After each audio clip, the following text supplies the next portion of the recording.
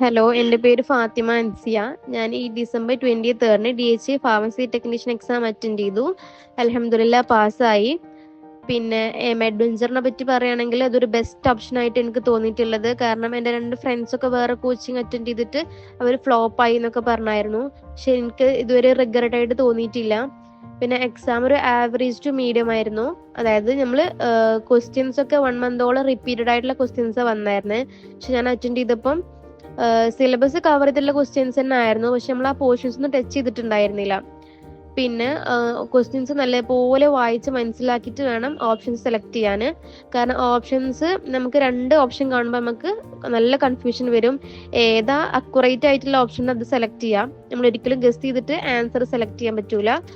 പിന്നെ ടൈം നല്ലോണം മാനേജ് ചെയ്ത് എഴുതുക. അതുപോലെ തന്നെ നമ്മളെ ഫാക്കൽറ്റീസ് നല്ലപോലെ ഹെൽപ്പ് ചെയ്തിട്ടുണ്ട്. എസ്പെഷ്യലി നമ്മളെ മെൻറ്റർ ഫൗസ മാം നല്ലപോലെ ഹെൽപ്പ് ആക്കിയിട്ടുണ്ട്. മാം നല്ല ഫ്രണ്ട്ലി ആണ്. ഏത് സമയത്തും നമുക്ക് ഡൗട്ട് ചോദിച്ചാലും മാം അത് പറഞ്ഞുതരും. അതുപോലെ തന്നെ ആൻഡ്രോ സാറിന്റെ ക്ലാസ് നല്ല അണ്ടർസ്റ്റാൻഡിങ് ആണ്. പിന്നെ കാൽക്കുലേഷൻ പോർഷൻ ഒക്കെ നല്ലപോലെ എക്സ്പീരിയൻസ് ചെയ്തിട്ട് കുറേ വട്ടം നമ്മൾ ചെയ്ത് പഠിച്ച് എക്സ്പീരിയൻസ് ഉണ്ടാക്കിയിട്ട് വേണം കാൽക്കുലേഷൻസ് ചെയ്ത് പഠിക്കാൻ. എന്തായാലും ഇൻഷാ അല്ലാഹ് എല്ലാവരും പാസ്സാകും. എന്തായാലും ഇനി എഴുതാൻ പോണവർക്ക് ഓൾ ദി ബെസ്റ്റ്.